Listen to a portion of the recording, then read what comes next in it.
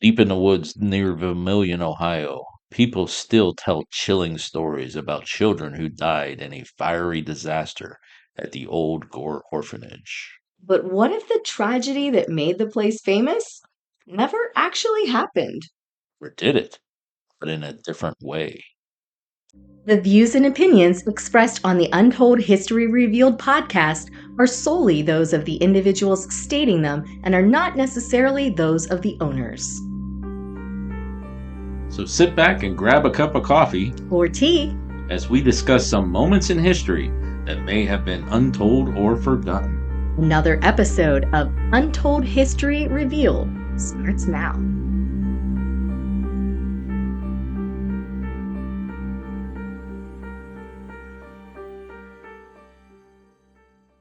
Hello there, everyone, and welcome to another episode of Untold History Revealed. I am your host, Sean Donnelly. I'm your co-host, Marianne Donnelly.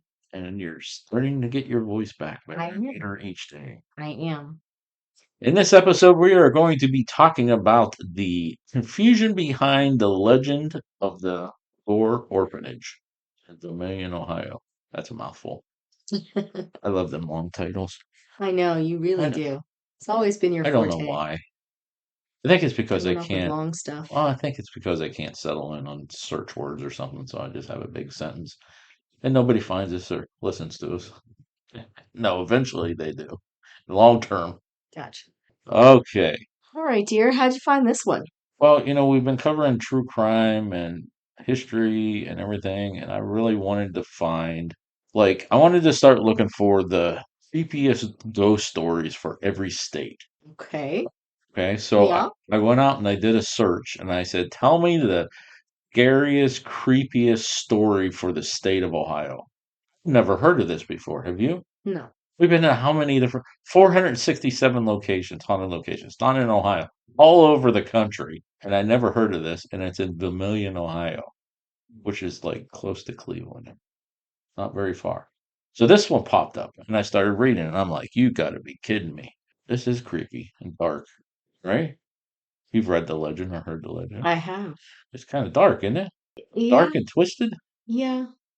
A little bit, right? Well, why don't we share the legend with them? Okay.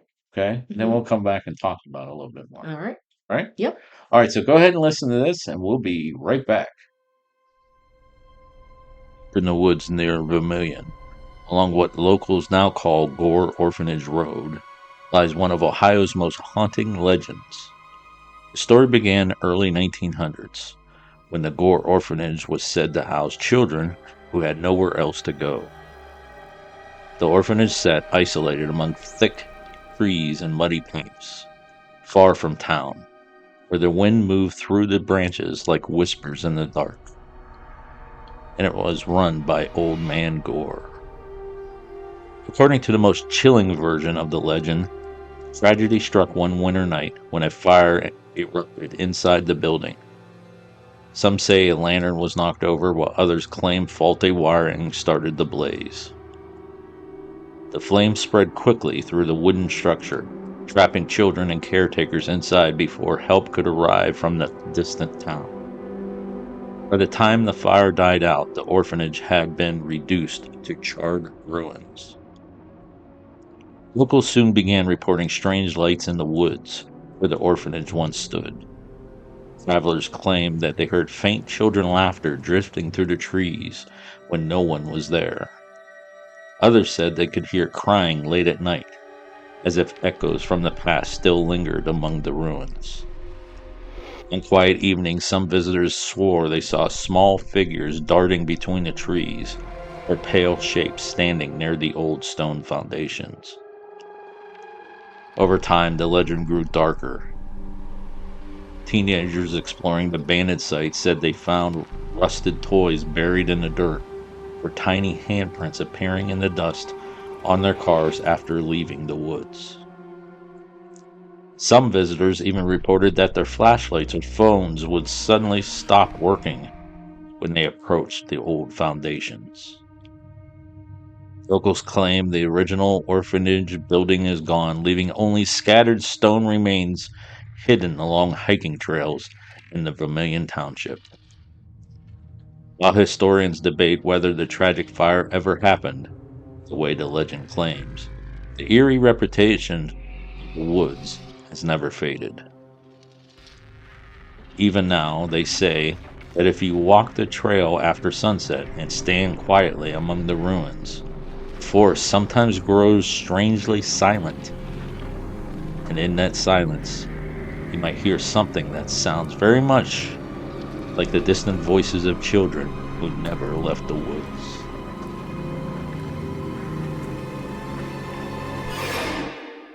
Don't you find that dark? I mean, kinda. Thought of darker stuff, but That's why I love you, honey. All right. Well, there's many different versions to the folklore, so to speak, or the story, or extensions to it that I didn't put in the that legend. yeah. Some of them talk about Old Man Gore. Um, he was the original suspect behind the fire to set the fire. However, why would he do this? Because he used the children on his farm. It wasn't just an orphanage; it was a farm, hmm and he used the children for free labor. And he's Yeah. quite wealthy. So why would he do it? Set Yeah. fire to And him. but I did find a thing that said that he was the one who did it, and he nailed the doors shut to the orphanage before he set it ablaze. Yeah, the story So, takes different yeah. twists and turns and details. There was another suspect who was a farmhand, and he was paid quite well, but he never did any work. Yeah, I know Yes. some people. Do you? I do. Yeah, me too. All right. Anyways, old man Gore, he got tired of it and he fired him. And this man took out revenge by setting fire not only to the orphanage but the entire farm and took off. So that's one. hmm There, another suspect was a man in the woods. He lived in the woods alone by himself, and the noise from the children grew louder and louder and too much for him. He complained several times about this. Nobody would listen to him, so he decided to take matters into his own hands and he just set the orphanage on fire. The noise was gone. Okay. Okay. Yeah. Okay, and then there's another theory that it was related to cholera outbreak in the late 1800s. This struck fear into the townsfolk, and that this one even goes forks two different ways. One says that they became vigilantes when they found out that the children got the cholera, so they, set it ablaze at night to take care of it and wouldn't spread, so everyone was safe. And another one says that they actually removed most of the children that they thought they got everybody out, and they started using that orphanage to store people who died from cholera, and then boarded it up and burn it down so it wouldn't spread. But there was some children still left alive in the building that they didn't know. Mm. Yeah, the problem with that is that this orphanage supposedly wasn't even there in the late 1800s. It Yeah. wasn't until the early 1900s, but okay. Okay, so whoever or whatever started the fire, because they also think it was faulty electricity and all kinds of stuff like that. But the locals arrived, they buried the remains. They could find old man Gore just walked away into obscurity. Some people say they go to the area, they could hear the screams of the children. Others claim to see apparitions of children on fire. When they fall to the ground, they disappear, or they see children playing in the woods. But the most chilling report that people claim to this day is when they go out to that area and they're investigating and looking around and exploring and everything, they go back to their car, they see little handprints in the dust that's on their car. That's some creepy stuff, right? That's kind of a little unsettling. Yeah. So you would think that since now the property is owned by the Park Service, there would be some sort of monument or memorial placed to, honor the children who perished in this fire. We see them all over the place. Every time we travel, we see these memorials and stuff. And there's just one problem with that. Yeah, what's that? This never happened. Wait, what? It never happened.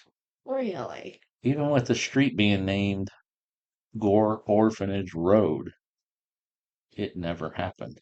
And you jumped on that just a little bit ago and said there wasn't an orphanage. No, I just said it wasn't at that time. Oh, at that time. Yeah, I wasn't in the 1800s. It was in the 1900s, what I found. So at this point, where are we at with time? I don't even know. I hope we're recording. Yes. At this point, we're going to take a little break. So early? Yeah, because we're going to come back and explain where we think the legend may have originated from. Okay. Right? We got a couple of places. Yeah, it may have merged together. That's right.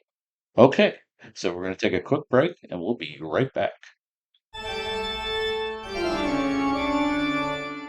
If you've ever driven past an old cemetery and wondered who's still listening, or stood in front of a historic building and felt like the story wasn't finished, you're already one of us. On our Haunted Travels over on YouTube, we go beyond the roadside signs and tourist plaques. We walk the battlefields, the prisons, the forgotten towns. And we uncover the true history, the legends, and the unexplained stories they never tell you on the tour. From haunted locations and American folklore, to true crime, obscure history, and chilling eyewitness accounts, every episode is a journey into the shadows of the past. And if you want to go even deeper, visit our blog, where we break down the research, the real history, and the stories that inspired each episode. So turn down the lights, put on your headphones, and travel with us. Subscribe to our Haunted Travels on YouTube and explore the full stories on our blog. History didn't stay buried, and neither do we.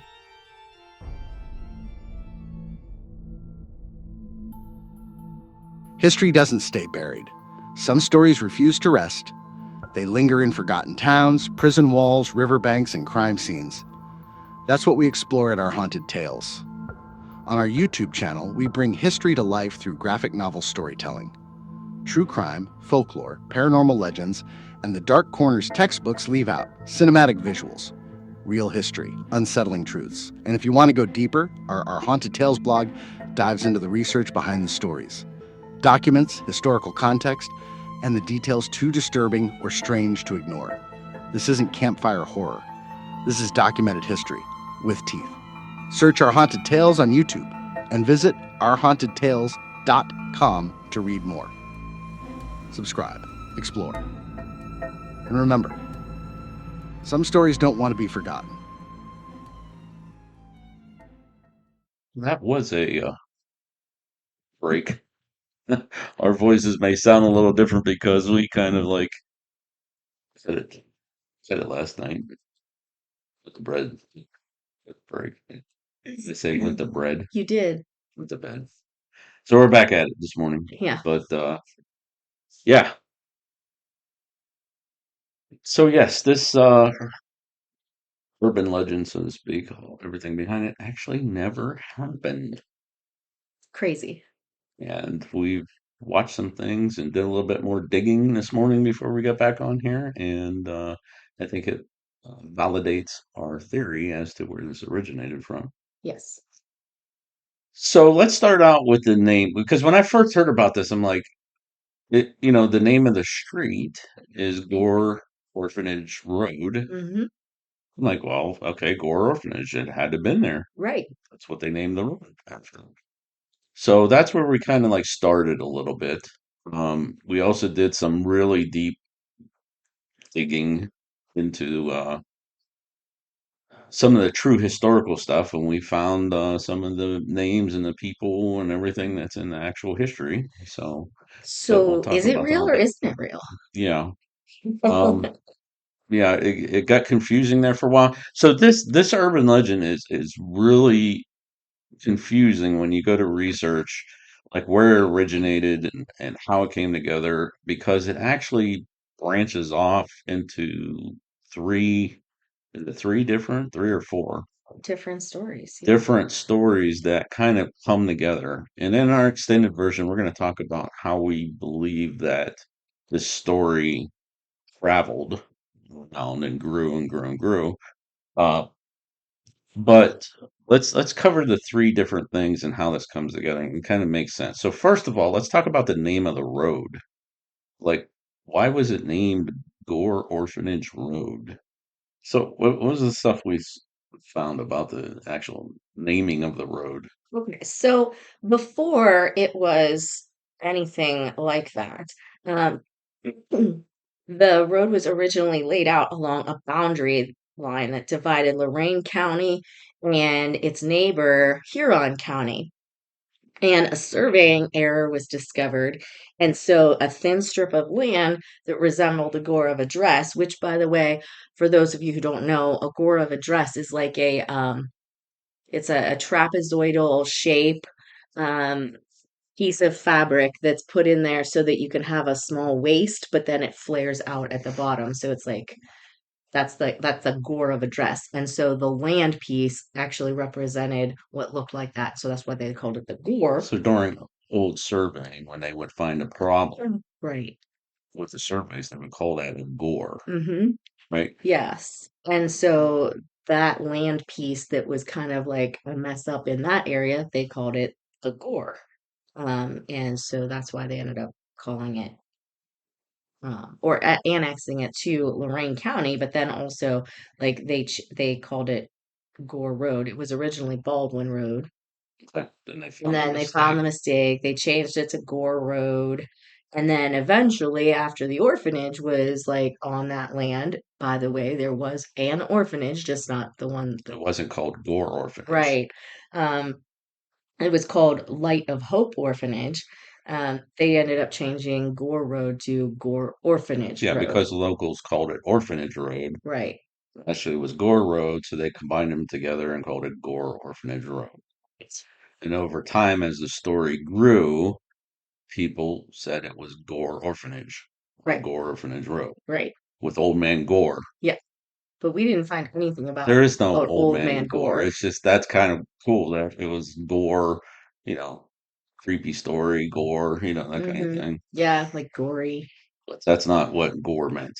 Right. Okay. Right. So that's how it became named Gore Orphanage Road.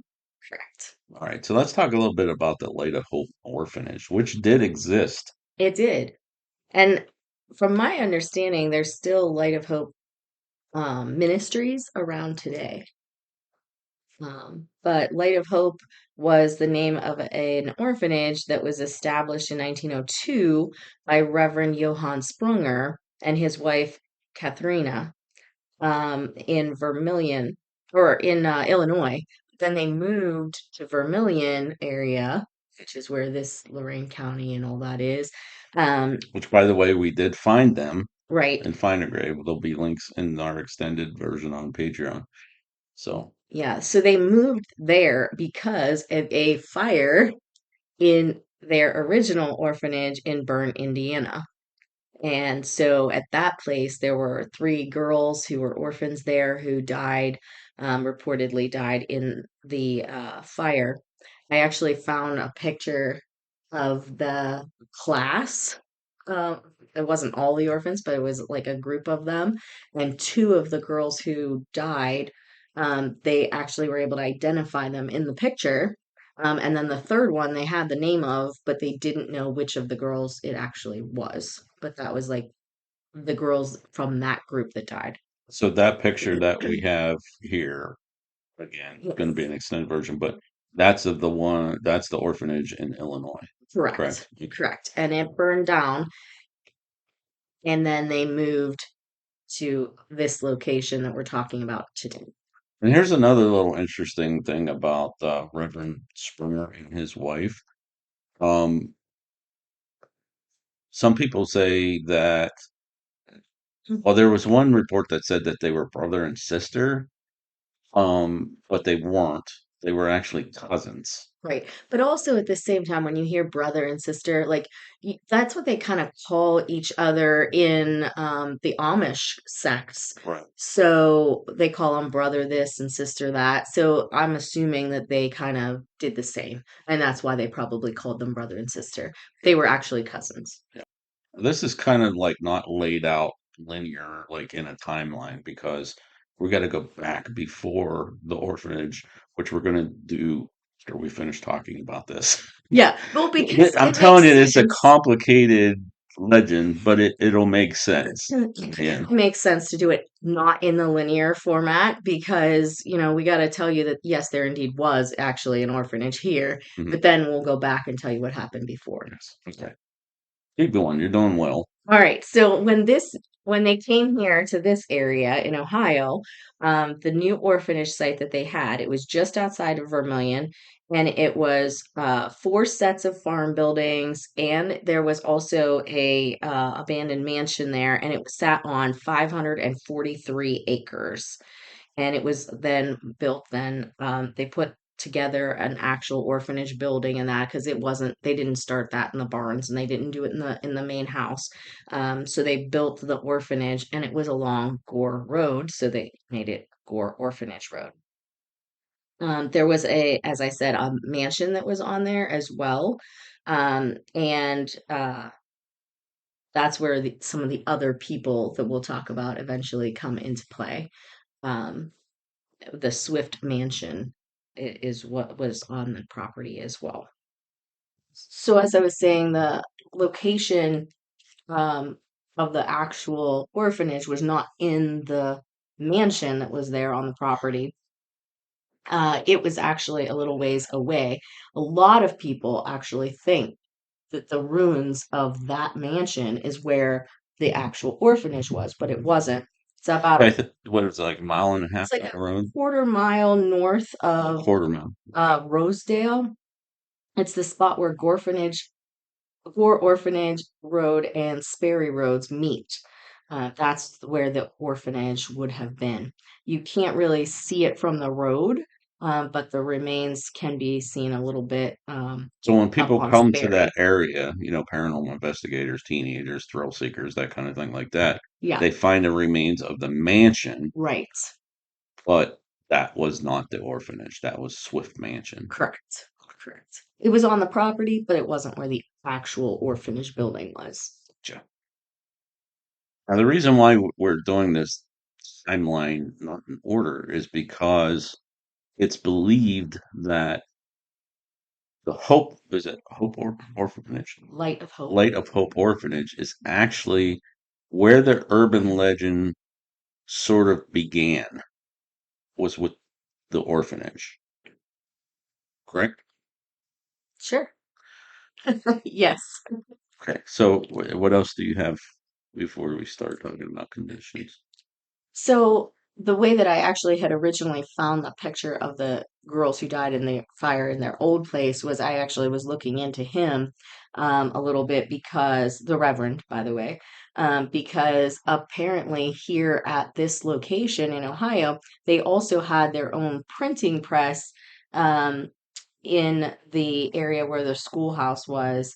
And so they ended up making their own printings of their school books and things like that. But there was a paper that they had called Light of Hope, and I was looking for that, which I didn't, and I got distracted by other things. That's Down how another rabbit yeah, hole. that's how I ended up finding that picture of the girls who died at the original one. In any case, at this location, they did have school. They farmed. They would use the children for work in the farming zone. They would lend them out to other people to also do farming and things like that. They had frequent religious ceremonies. They were very religious, apparently. Um, but Well, he was a reverend. he was a reverend, yes. But they may not have had the best Conditions. conditions. Yeah. So there were stories of abuse and neglect, and obviously they were lending them out as slave labor, basically.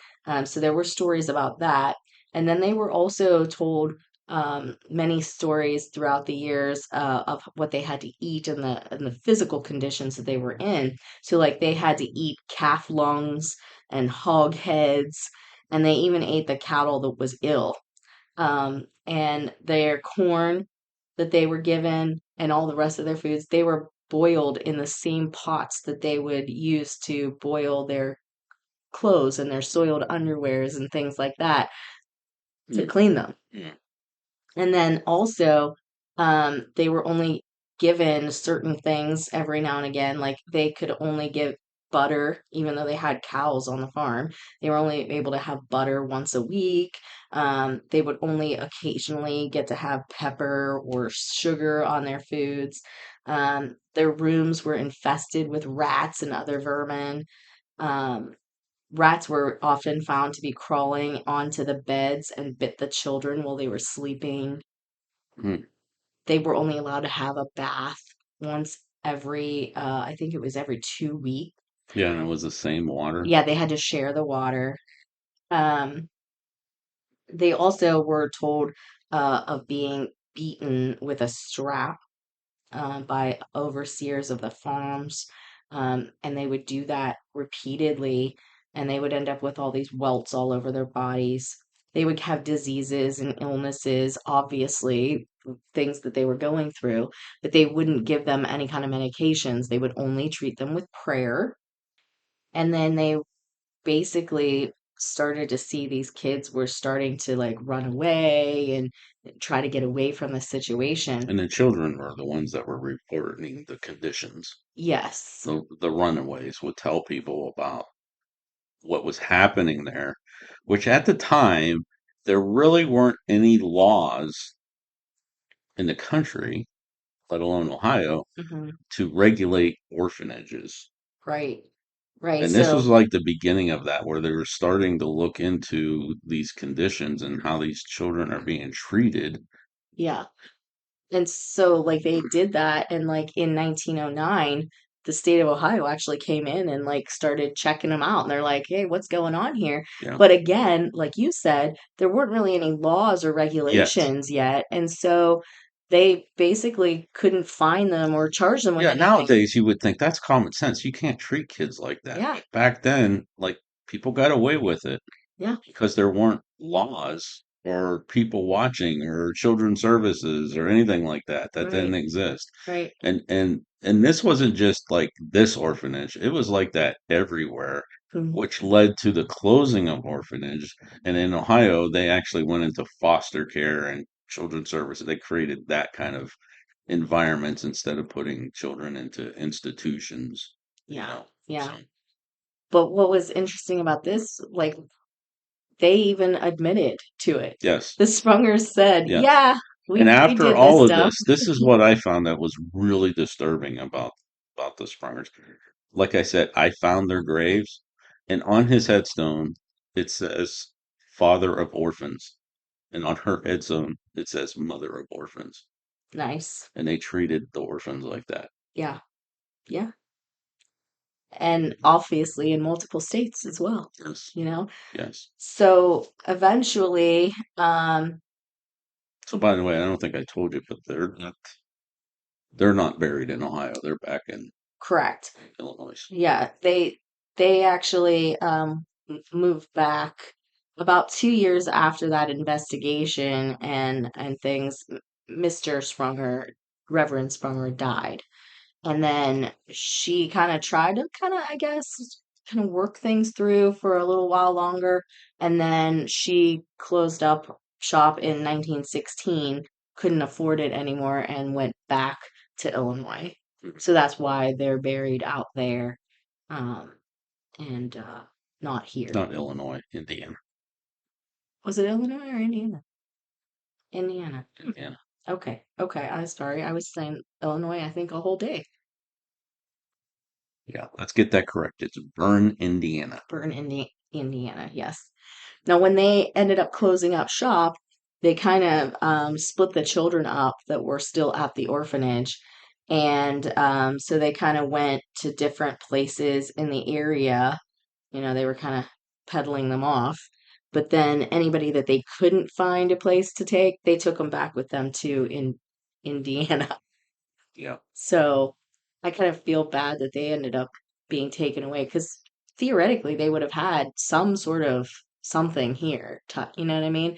Some of the ones that were here, they had relatives. That's who some of the kids were given back to, was like relatives. Like, why didn't the relatives take them in the first place? But um, there had to have been somebody maybe that, would have taken them here, kept them local, but that didn't happen. And so a bunch of them ended up going back to Indiana. Okay, so like the fire of like taking out the orphanage is not true. Right. It was left abandoned.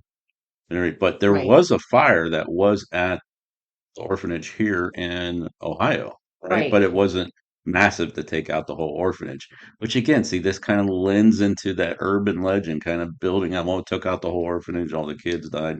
Hmm. No, but talk about that fire a little bit. Yeah, so apparently it was in about 1910, and there was some sort of an explosion and fire in the orphanage's print shop.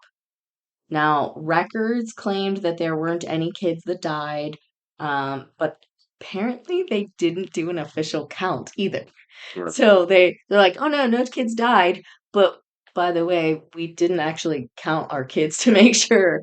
Um, but So some could have, that's a but there's possibility. no record. There's no record of it because they didn't make an official count to make sure. Yeah, but it But it wasn't the wasn't the entire whole it orphanage. It wasn't was the just whole the print thing. shop. Right. That explosion. Correct. And I'm going to assume that if it was in the print shop, um, like why would there be an explosion, right? So somebody had to have been in there. So I'm going to say that there probably were at Yeah. least some injuries, if not death. Right. But again, they didn't count them up, so we don't know for sure. Okay. Do you have any more about the orphanage? Um, I mean, eventually there was a fire like many years later that took out the remnants of it, but other than that, yeah. Okay. All right. So that's another 19 minutes. Let's take no, we're going to take a quick break this time. I'm not going. We're not going to go to sleep Yeah. overnight. We'll take a quick break and talk. We got two more things that we need to talk about. Well, that's going to lend to this. Also, I want to mention our extended version. I haven't talked about it that much. I did a couple times. We have a Patreon page where we post an extended version of the podcast, but we also post links to all of our research and pictures and videos and all that stuff that we find when we're researching not only the Untold History Revealed podcast, but our haunted travels information as well. There'll be a link down in the description. You can actually unlock all this information for only $1 a month or $12 a year. You become one of our Patreon supporters and have access to all this extra stuff if you're interested. And some of it is quite interesting. And that keeps us going and helps paying our fees and things like that. And we would greatly appreciate it. But for now, we're going to take a quick break and we'll be right back. If you've ever driven past an old cemetery and wondered who's still listening, or stood in front of a historic building and felt like the story wasn't finished, you're already one of us. On our Haunted Travels over on YouTube, we go beyond the roadside signs and tourist plaques. We walk the battlefields, the prisons, the forgotten towns. And we uncover the true history, the legends, and the unexplained stories they never tell you on the tour. From haunted locations and American folklore, to true crime, obscure history, and chilling eyewitness accounts, every episode is a journey into the shadows of the past. And if you want to go even deeper, visit our blog, where we break down the research, the real history, and the stories that inspired each episode. So turn down the lights, put on your headphones, and travel with us.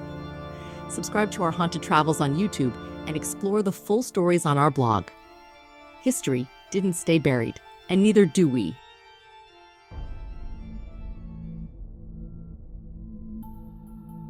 History doesn't stay buried. Some stories refuse to rest. They linger in forgotten towns, prison walls, riverbanks, and crime scenes. That's what we explore at our Haunted Tales. On our YouTube channel, we bring history to life through graphic novel storytelling. True crime, folklore, paranormal legends, and the Dark Corners textbooks leave out cinematic visuals, real history, unsettling truths. And if you want to go deeper, our Haunted Tales blog dives into the research behind the stories, documents, historical context, and the details too disturbing or strange to ignore. This isn't campfire horror. This is documented history with teeth. Search Our Haunted Tales on YouTube and visit ourhauntedtales.com to read more. Subscribe, explore, and remember, some stories don't want to be forgotten. Okay, so let's roll time back just a little bit before the orphanage. Okay. Okay, Mm-hmm. that property before the orphanage, have the Swifts lived there, and before the Swifts, somebody else lived there. But let's talk about Swift Hollow and the Swifts. Okay. So the Swifts um, were basically fairly well off individuals. They built a mansion there.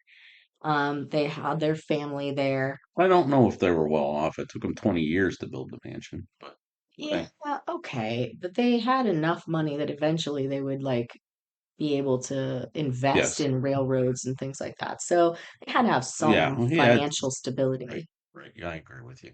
Okay. And All right. So Joseph Swift and his wife, they were successful farmers, had plenty of money, able to, build this house.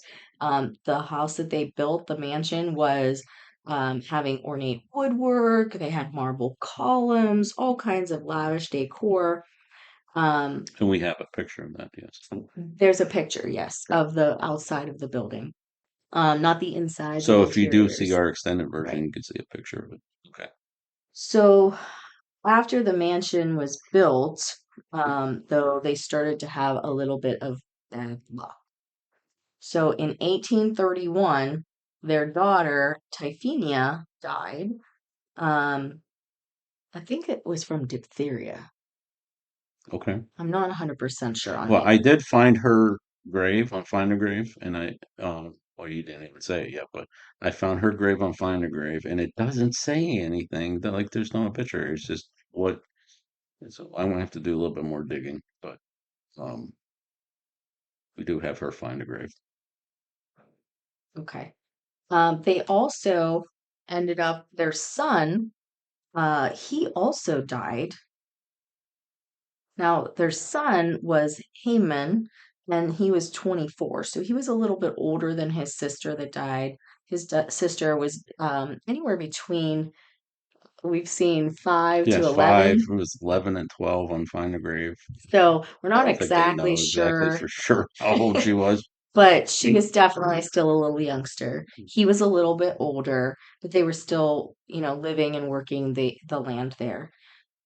After that happened, both of their kids were dead. I think that kind of threw a little bit into turmoil of like their mental stability. And he started, dad, Joseph, he started to have uh poor investments that he would make. Now, some of that was in the railroad, and I don't understand how he got bad investments in the railroad because railroad is booming Yeah, but I again. wonder, this is kind of like the same area. I wonder if he was investing into that railroad company associated with the Ashtabula train disaster, Ooh, that could be. because this is around that area, and Mesa Stone is actually buried there in Lakeview Cemetery, not too far from here. So Okay, maybe he was investing into that one, and that then could be. No, wait, that those dates don't really match up. That couldn't be it. Because he sold the house and the property in 1866 after his money dried up and he needed money.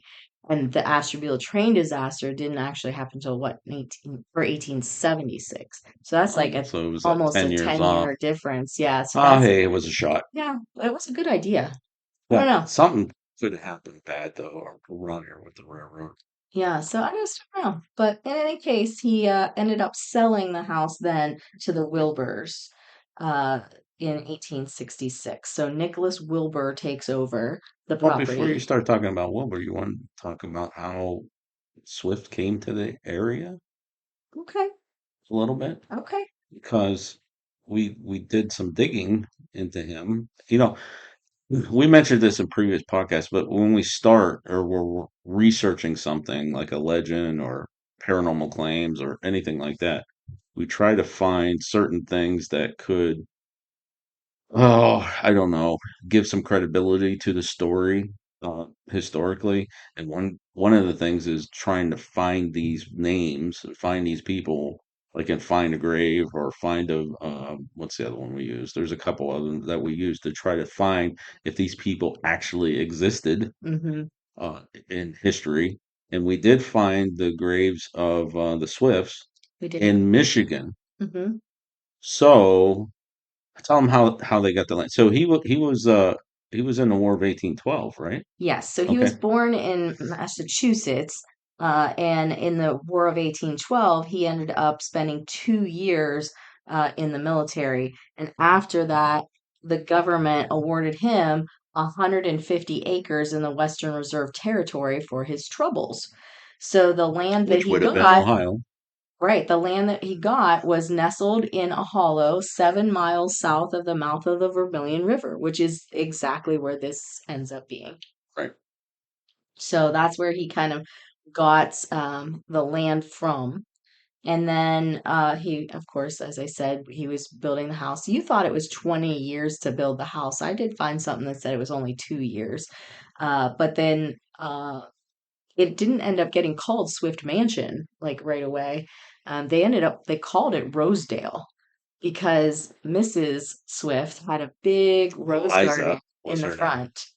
Eliza. She had a big rose garden in the front of it, and then they ended up calling it Rosedale because of the rose garden. Now, the house was so ornate and unusual, and everybody said it was so beautiful that it actually ended up being the focus of an architectural exhibit at the Smithsonian Institute in Washington that was by Illyrian William Scheid, Schidie. I think that's pretty interesting. Yeah.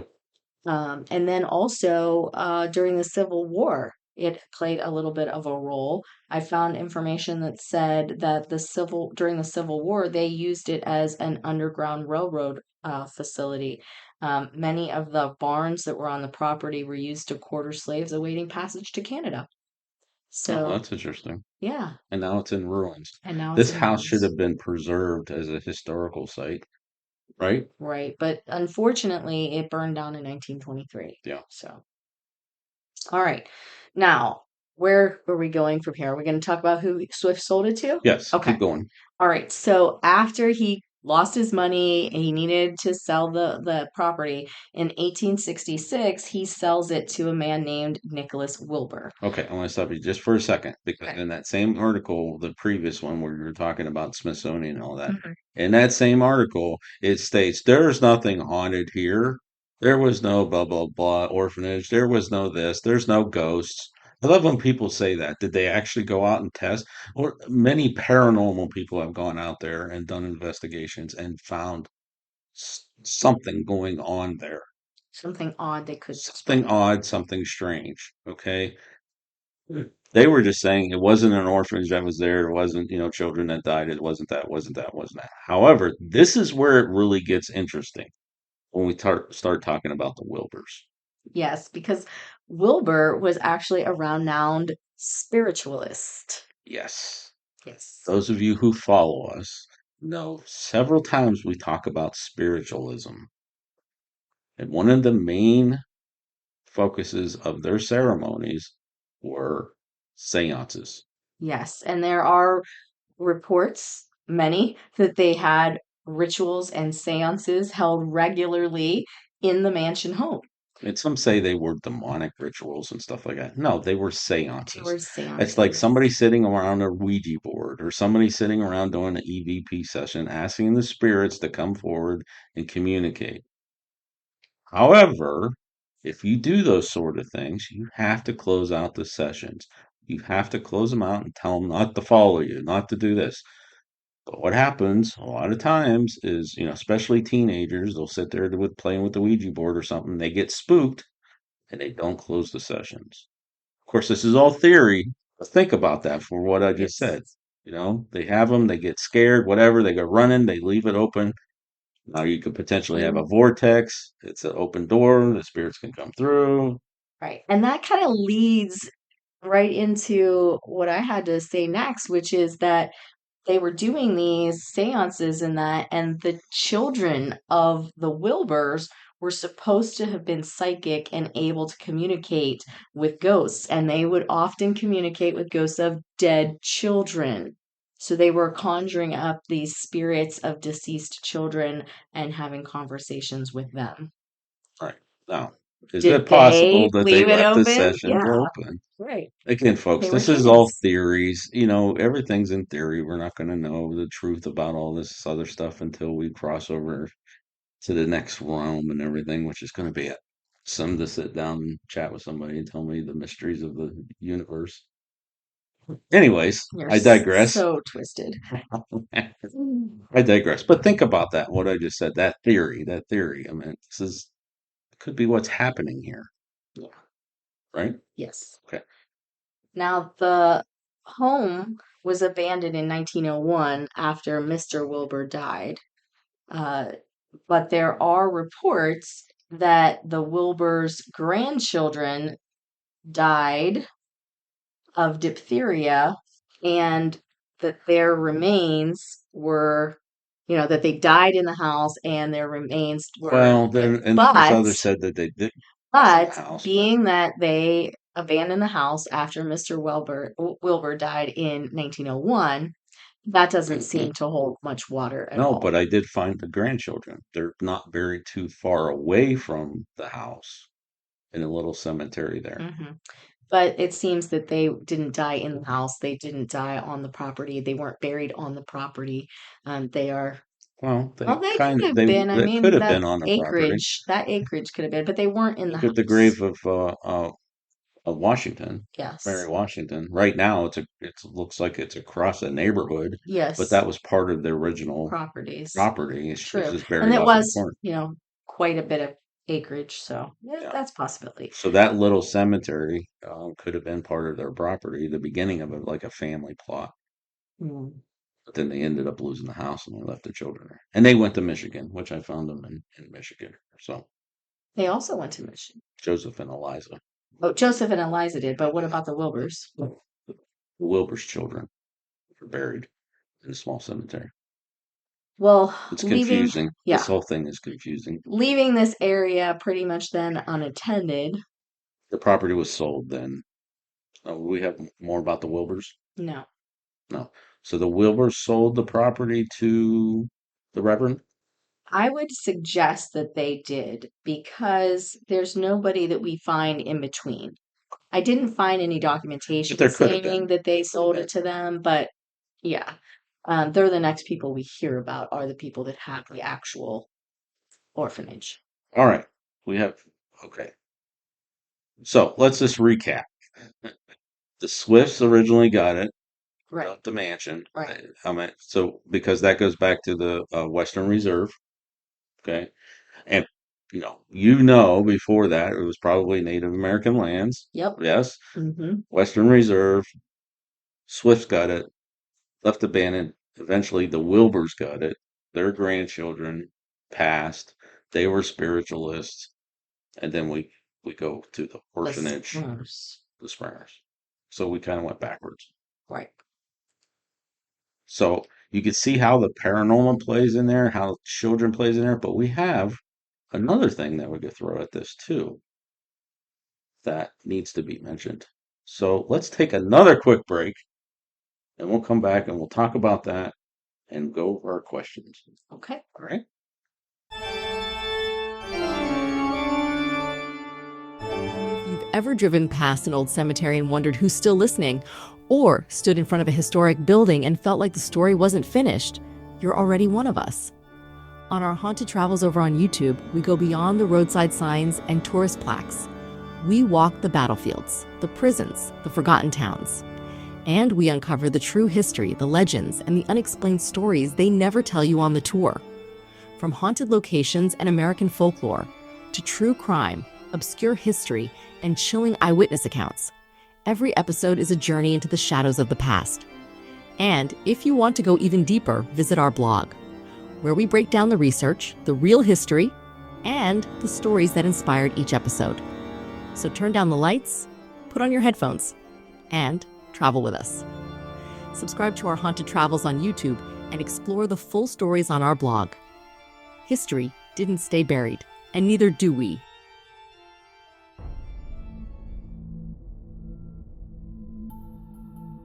History doesn't stay buried. Some stories refuse to rest. They linger in forgotten towns, prison walls, riverbanks, and crime scenes. That's what we explore at our Haunted Tales. On our YouTube channel, we bring history to life through graphic novel storytelling. True crime, folklore, paranormal legends, and the dark corners textbooks leave out cinematic visuals, real history, unsettling truths. And if you want to go deeper, our Haunted Tales blog dives into the research behind the stories, documents historical context, and the details too disturbing or strange to ignore. This isn't campfire horror. This is documented history with teeth. Search Our Haunted Tales on YouTube and visit ourhauntedtales.com to read more. Subscribe, explore, and remember, some stories don't want to be forgotten. Okay, and we are back once again. We're talking about the confusion behind the Gore Orphanage legend. Yes. Yeah. Yes, we I am just surprised that we haven't heard about this. You haven't heard about this before. I have you? hadn't heard about it before, no. But I keep going down all these little rabbit holes Yeah, finding but more information what now. I'm saying is I've been scouring like the state of Ohio, Western Pennsylvania since 2010, looking for stuff, looking for stuff, looking for stuff. And we're finding all kinds of information about this that's been out there, Hmm. and I hope that But people see, you listen have to to our know where to look to podcast. start. Huh? No, you have to know where to look to start. So once you find that one nugget, then everything just seems to like piggyback on it, and you can kind of go and look I at don't know all how the we're going to history. piece like all this together. And I mean, you know what? We're going to have to go there. We have to. We have to go to these locations. Hmm. Even if we just go to the graves and we can't go. Well, we could, but we don't have time to go to Michigan and Indiana and all. It'd be nice if we didn't have jobs. Well, Which, by the way, keep having jobs, but please then you don't consider make supporting money. us on Patreon because that would be awesome. If we could build up our Patreon big enough where we don't have to have a full-time job and just do this full-time, that would be, if we could do that, that's what we would be Yeah, doing. but in the meantime, I like money. I like to be able to have money to pay Well, I like bills. to eat. I like to eat. I'm liking to eat more and more every day now too. All right, so we got one more thing that we want to throw into this, and it's going to mash everything together and kind of make sense. Yeah, it's gonna be why there's so many ideas that there was a big fire at the orphanage that Right, killed all the kids. right. About 50 some miles away. And then we've heard some people say, "Oh, it was on all the way on the other side of the state, and it was so far away, it doesn't make sense." It was only 53 miles away. Now, at the time, Cleveland wasn't as big as it is now. It was a big city, but not as big now. It was just on the other side of Cleveland in Collinwood. Collinwood, Collin. which is now annexed into the city of Cleveland. You're just thinking Collingwood because Collinwood. yeah, you wanna go to a different story, but we'll stick with Collinwood Yeah, right now. Colin. Okay, so talk about what happened in Colin. So there was a disaster in 1908, and 176 elementary school Well, students. 172 to 176, roughly. Yeah, that's true. You saw one that said 172. But 170 some children, 17X. yes, were burned to death in a stampede situation when they couldn't get out of a fire that was taking over their school. Yeah. So the children began descending the stairs of the building to get out after the fire alarm was sounded. But the front stairwell, they found it was blocked by the flames. So it's kind of makes me think of us now. We've been practicing at school not only how to get out of the building for a fire alarm, but they've actually the last few years been blocking off entrances and exits, like, hey, I'm a fire, and then you have to find another exit route. So this makes me think of that because they got to their exit and there were flames and they couldn't get out. So they turned around and they went to go to another exit. So they were fighting their way back to the other floors and that to get to the rear exit. But when they got there, the rear exit was locked and they couldn't get out. Which is a big no-no in schools That's nowadays. correct. Yes. All schools have egress. They could be locked from the outside, but Not from the right, inside. you push on the door and it opens, even if it's And locked. speaking on pushing on the door, These doors opened inward. Ooh. So they were all crushing against the door trying to get out. Mm. They unlocked it from the outside, the responders, right? They couldn't get the doors open because the kids were pushing against there trying to get out. And so since the doors opened the opposite direction, they just all burned to death. Yeah. Sad story. And by the way, there is a marker at the location. Some of the stuff we read, they said it was Collingwood School. Collinwood School. Actually, it was called Lakeview School. And there's a marker there. And we'll have links and everything in our Patreon page about this post. It is believed. Do you have more about that? Well, people just didn't know how it started. We still don't really 100% know. Well, this is the one where we read where the coroner was like an open and shut case, like they didn't really investigate that much. They didn't blame anyone for it because they couldn't figure out how it happened. Okay. There was a suggestion that there were a bunch of girls in the basement in a closet smoking near some flammable things, and it touched fire and started the whole thing. There's also others that say that it was heating pipes that were next to wooden joists that kind of heated up too much and smoldered and caught the building on fire. And then there's others that say that it was actually the school's janitor, a man named Fritz Herder, who was running the boiler too hot and it touched off the fire somehow. But there's others that say no, that's he would not have, done that on purpose. Well, obviously he wouldn't do that on purpose, but Well, you never know who Fritz he was. lost four children of his own in that fire. Oh, well, okay. And he was burned as well as he was trying to rescue one of the kids. Okay. So he was part of the rescue. He was part of that. But that then, people didn't look at it that way though. They, for whatever reason, fixated on him and said that he was the cause of this. And they actually detained him, put him into protective custody because the residents of the town were trying to lynch him for the fire. So he wasn't, and he didn't end up being like formally, convicted or anything like that. The coroner says no, it's literally conditions. So one thing that's interesting too is if you like Google or whatever, search the internet. I shouldn't have said Google, but if you search the internet for the Gore Orphanage legend or Gore Orphanage fire or anything like that, the picture of the Lakeview School comes up. And actually, if you look at the graphics for this podcast and the blog post and everything associated, I used that picture as part of the graphics because people believe, well, AI and Google and probably most people believe that that picture is actually the Gore Orphanage, But it's which not. didn't exist. It's the Lakeview Yes, but it's School. tied in here Yeah. so tightly that people kind of confuse the two situations quite often. Yeah, and when you have somebody that is hitting this new, okay, Mhm. and that comes up and you see that, you would think, oh, okay, well, here's what the orphanage looked like. Oh, Right. no, that was the school It was 53 miles in away. Collinwood, right? Yes. So that's how this legend like came together. You got the school, you have the Swift Mansion, you have the Wilburs, who were spiritualists performing seances and so on and so forth, and you have the I keep forgetting the Stronger. name. Cool. Yes, the Light of Light Hope of Hope. Orphanage. You have the name of the road saying Gore Orphanage Road. You put all that stuff together and you're passing oral history. Of course, the urban legend's going to be Yes. what it is today and the most interesting story out of Ohio about haunted legend. So they say.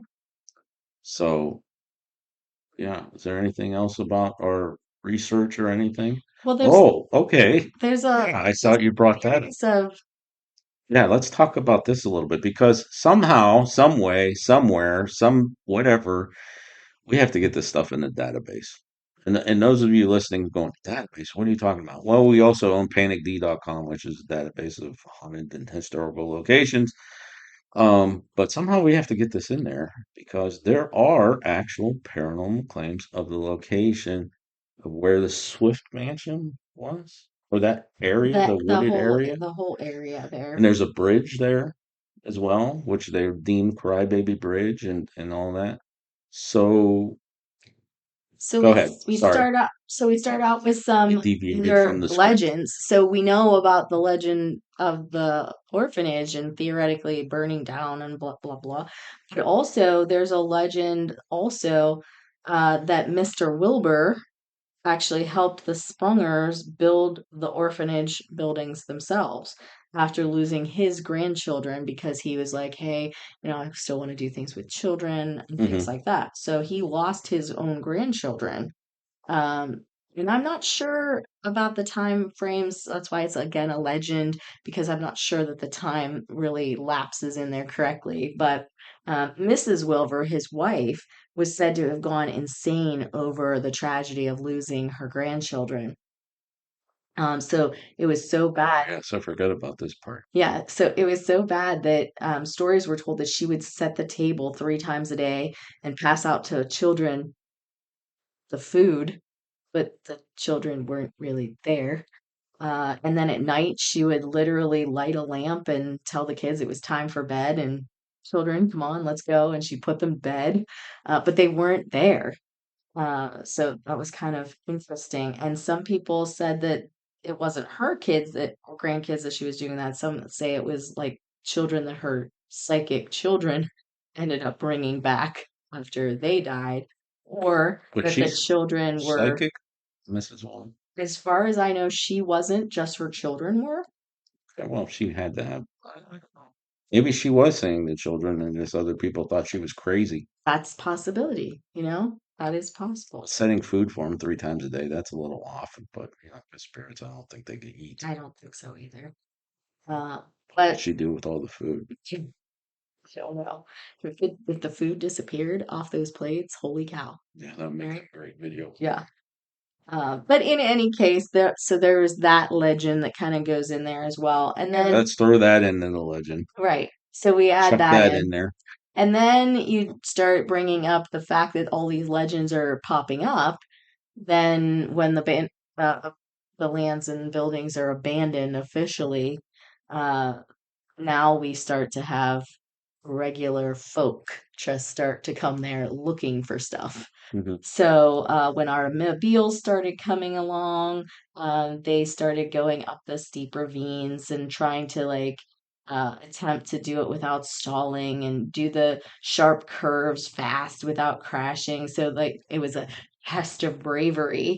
So if you were able to get there and then you were able to go through the Swift Mansion at night and prove you weren't afraid of a haunted house, like all of these things started to build onto the stories and led to what there is today as paranormal claims. So, uh, one of the things, obviously, we've already mentioned was the little handprints on the dust and that. But there's also Reverend Sprunger and his wife Katharina, who their bodies are not here. They're back in Indiana, but they believe that they are some of the ghostly apparitions and souls that wander the property. There are other ghostly apparitions too, not sure who they are. Balls of lights are seen moving about, haunting screams of children. Visions of fire have been reported by visitors to Gore Orphanage Road. And many have also said that they've heard a little girl's voice whispering Tryphenia, which again was one of the names of the children who died in the uh, Swift house. And they also see other shadows of children darting through the trees. So I understand seeing like the shadows, orbs, apparitions, and stuff like that, but I don't understand why they are claiming that they're seeing children on fire in the screams, unless these children were part of that Collinwood fire that they summoned to that location. Or What was the there was times also or the dates of the fire compared to the Wilbur spiritualism? They so the go in conjunction? fire in Collingwood was So that so Colin 1908. was 1908 and Wilbur's were 1900. Well, they were 1866 through 1901. So that doesn't That jive. doesn't jive either. The dates for things just don't. And again, that's why these are legends and they're not Yeah. perfectly aligned because, things were happening at different times. But there was also the 1910. Unless here's the thing too. Here's a theory, okay? Paranormal investigators, and we've done this too. We go to these locations thinking that that was an orphanage that caught on fire and that kind of stuff, and they're doing EVP sessions or they're something to summon the spirits to come there. Maybe that thought process is bringing in those that perished in the fire and Colin. I don't know. That's possible. Well, I was thinking also that 1910 explosion Oh, that they yeah. had there Yeah, at yeah, the yeah, yeah. orphanage in their printing room, Where they right? said But we no don't children think any died, but kids died, but yeah. maybe they did. Remember, Right. we said they didn't do a count and make Right. The sure claim everybody was doesn't say they okay. see hundreds of kids. Right, they just see kids. Maybe. True. Okay. So again, if you take all this stuff and you put it together, of course there's going to be an urban legend, Or right? two or three. Or two or three or four. Yeah. But there was no old man Gore. Nope. No. No big giant huge fire on that property Right. until well after children were gone. Yeah. So it's very interesting. Like what we like to research is where did it come from? Where did it originate? Is there any truth to it? Can you scientifically, paranormal's not, well, paranormal science, I guess, whatever you want to call it. Can you reconstruct, prove, debunk, whatever, all this stuff? And when you dive into the history of it and start digging, for us, that's the interesting part. Those are our dates. Mm-hmm. We dive into the history. Yes. Right? And first I said when I started reading this and looking at pictures and all that stuff, I'm like, there's no way we're going here. This place looks scary. Yes, because Want to that's go the here. A last thing lot that of I kind of people want go to talk here. about It too. looks like, people are going there and doing some stuff you shouldn't be doing, some bad juju, that kind of stuff. But now, That stuff does continue today. yeah, People still go out there and they have been seen to have left behind some yeah. not quite so nice And there's displays. pictures of it on Google Maps. Yes. And that's another thing too, is the Gore Orphanage is pinned on Google Maps, but it never existed. Right. So, yeah. All right, we've got questions. All right, in our extended version, we're going to talk about this a little bit more and how this legend spread, and we're gonna touch on town jumpers and things like that, and more theories. Uh, we haven't been to these locations yet, but we have spring break coming up. We have summer coming up, That's right. and it's close. They're on the list. So be on the lookout for our haunted travels episode going to these locations. That's right. And if you do join us over, which you can for free over on Patreon, and you can see the videos and stuff that we put out, or you could become a paid subscriber. But that's all the notifications and everything of our stuff coming out. So if you just go over there and join too, you'll know when a video comes out. And it'd be great if you subscribe to our haunted travels on YouTube. That would be awesome. All right, questions. I know. Wrap it up. Wrap it up. Ready? All right, so here's what we do in our podcast. We ask questions. Well, mainly I ask questions to Marianne. She gives her theory. I give my theory, but we want you to give your theory as well. Leave a comment wherever you're getting this podcast or over there on Patreon. We'll be sure to see it over there and let us know your thoughts as well. Okay, question number one. Why do you think the story of a tragic fire at the Gore Orphanage, which doesn't exist, became so widely believed, even though historical records don't support it? Because word of mouth is huge It's the most powerful way of advertising, etc. is Right? word of mouth. Yeah. And so you have this area that is, though it's only 53 miles apart, it's 53 miles apart in the, times when travel is not quite so easy. Right. And they hear this story and they're like, it's in this area. It just kind of melds together because it's like, oh, it's really that far away. We can't get there, but we hear this story and we're like, oh, well, then it must be closer than it really is. Yeah. And then you have the town jumpers, which we're going to talk about in the extended version, which Yes. how our theory on how this all blended together. Yes. Okay, so question number 2. Oh, well, what do you think? Leave us a comment and let us know your answer. Okay, question number 2. Do you think ghost stories like the Gore Orphanage legend grow naturally over time, or do they start with something intentionally creating a spooky story? I think they start maybe by doing that sometimes. Um, but they definitely grow as the story gets told. Mhm. So more and more gets added to it as people talk about it over the years. So it's kind of like those telephone games when we were a kid.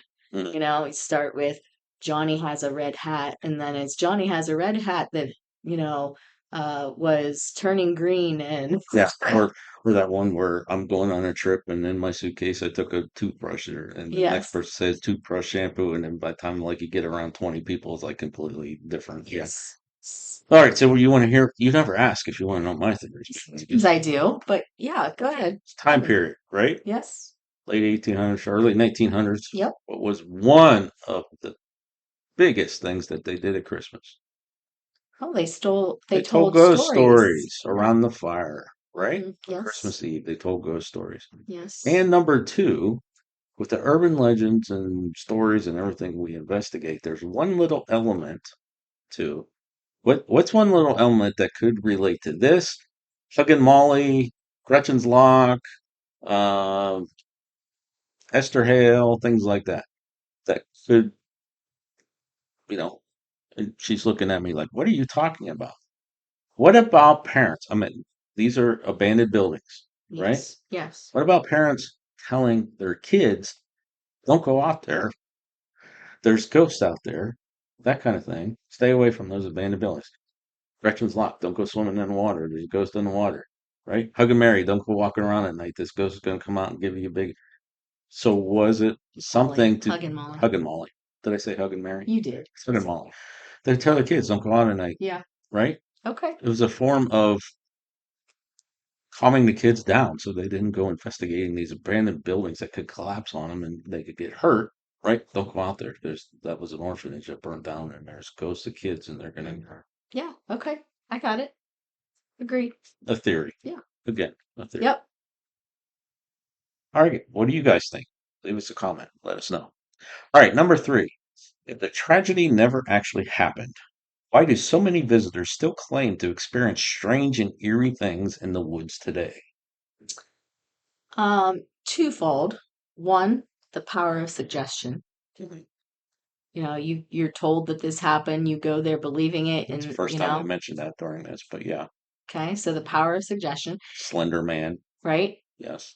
And then the second way, people are continuing to go there and add to what's going on there by having their own little rituals there Right. today. So I think that kind of adds to opening up more doors and things. So people coming claim these experiences because they're actually opening more doors. Yeah. And I'm going to throw something on there. I am not knocking paranormal investigators in any way, shape, or form whatsoever. We take a different approach to it. When we go investigate, we do our homework. We dig. We try to find out stuff before or even after we go to locations. There's a lot of paranormal investigators that like to go to places cold, Yes. meaning not knowing anything about it. Like that investigator that went there and got that EVP, I would like to know if they did some homework before they went there to know that name. Yes. You know what I'm saying? Trifina. If they got that name cold like that, Yeah. it's impressive. Yes. Because now we found Trifina. Trifina, Yeah. right? Yes.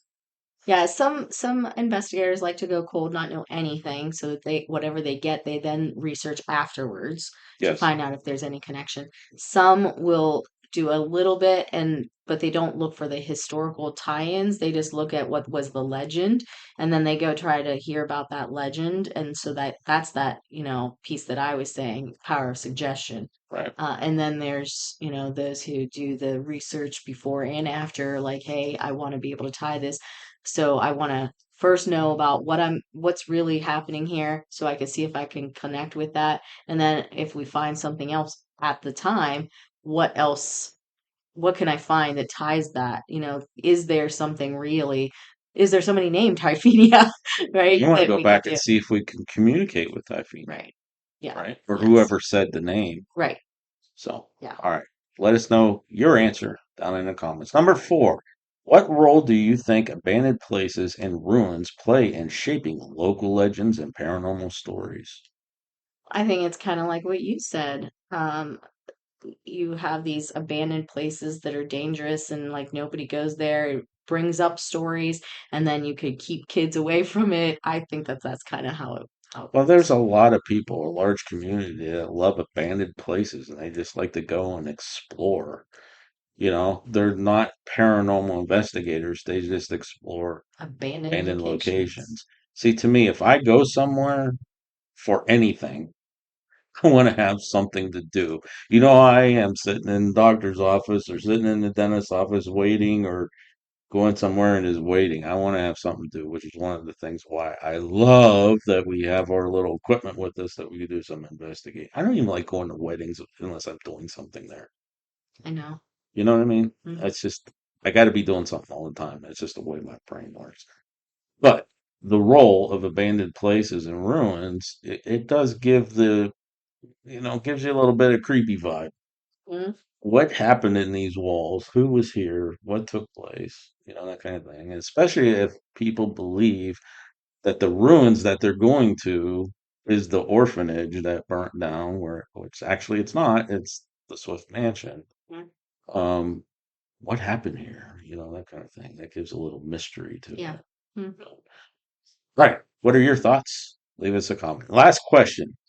Do you think discovering the real history behind the legend makes the story less interesting, or does it make the mystery even deeper?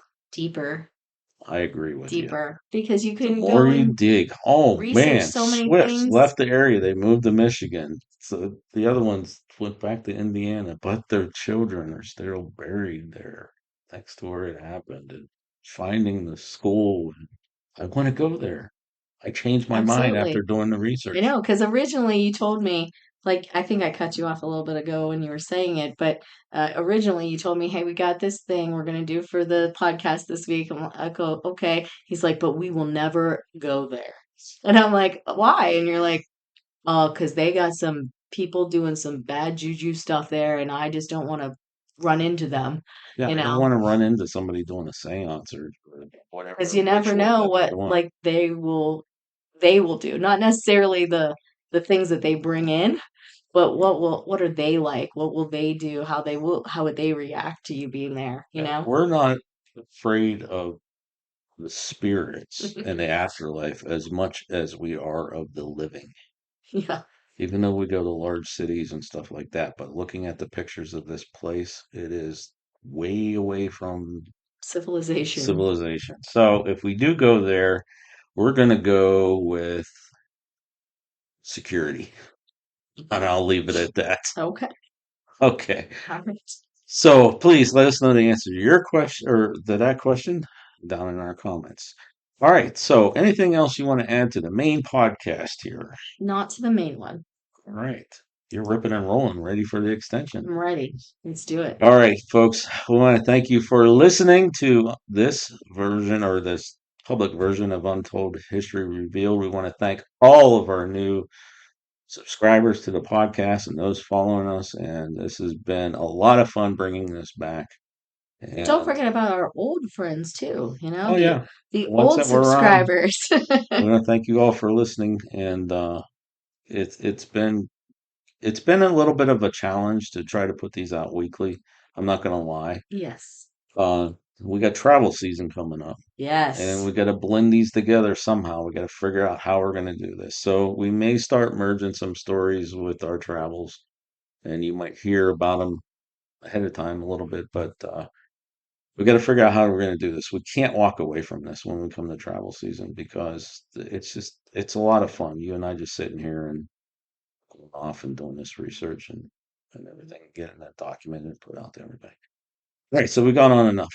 Yes. This has been a long one. Yes, it has. For one that we thought was going to be 2 seconds long. Yeah, I thought this would be an easy one. But if you want to see the extended version, please join us over on Patreon. The link will be down in the description, and you can unlock all the pictures and all the research and everything that we have found about this story. All right, folks, till next time. Thanks for listening. You've been listening to Untold History Revealed.